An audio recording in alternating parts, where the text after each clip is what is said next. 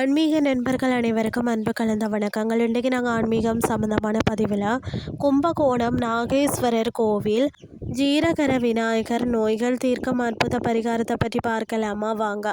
கும்பகோணம் நகரின் மையப்பகுதியில் அமைந்துள்ளது பாடல் பெற்ற தேவார தலமான நாகேஸ்வரர் திருக்கோயில். இந்த தலம் பார்த்திங்கன்னா குடந்தை கீழ்கோட்டம் என்று பக்தர்களால் அன்போடு அழைக்கப்படுகிறது.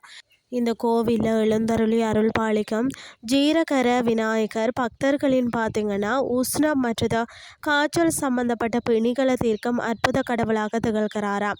ஜீரகர விநாயகரின் சிறப்பு பிரார்த்தனை விவரங்களை பார்க்கலாமா. அதாவது சிறப்பு நெய்வேத்தியம் உடலில் உள்ள காய்ச்சல் உஷ்ண நோய்கள் மற்றது பிணிகள் நீங்குவதாக இங்கிருக்கக்கூடிய ஜீரகர விநாயகருக்கு சிறப்பு அபிஷேகம் செய்த மிளகு ரசச்சாதம் மற்றது பருப்பு துவையல் நெய்வேத்தியமாக படைக்கப்பட்டு வழிபாடு செய்யப்படுகிறதா.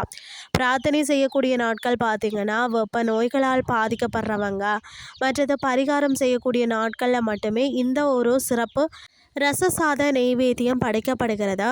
மற்ற நாட்களில் வழக்கமான நெய்வேத்தியங்களை சமர்ப்பிக்கப்படுகிறதா. இந்த பிரார்த்தனை பார்த்திங்கன்னா ஞாயிற்றுக்கிழமைகளில் செய்வது மிகவும் விசேஷமானது.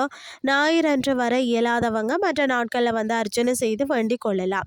நாகேஸ்வரர் கோவிலின் கூடுதல் சுவாரஸ்யங்கள் பார்த்திங்கன்னு சொன்னால் நாகதோஷ நிவர்த்தி நாகராஜன் அதாவது ஆதிசேஷன் இறைவனை வழிபட்டு பேறு பெற்ற தலம் என்பதால் இது நாகதோஷ நிவர்த்தி தலமாக விளங்குகிறது.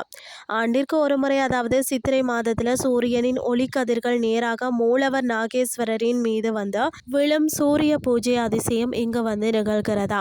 அது மட்டும் இல்லாமல் பார்த்தீங்கன்னா கலைநயத்திற்கு சான்றாக இந்த கோவிலின் வெளிப்புற சுவர்களில் உள்ள நுணுக்கமான சிற்பங்கள் உலக புகழ் பெற்றவை. உடற்பிணிகள் நீங்கவும் அமைதியை ஆரோக்கியத்தையும் பெறணும்னா கும்பகோணம் செல்லும் போது தவறாமல் அருள்மிகு நாகேஸ்வரர் கோவிலில் ஜீரகர விநாயகரை தரிசித்து அருள் பெறுங்கள்னு சொல்லி கூறிக்கொண்டு இன்றைய ஆன்மீகம் சார்ந்த பதிவை நிறைவு செய்து கொள்கிறேன்.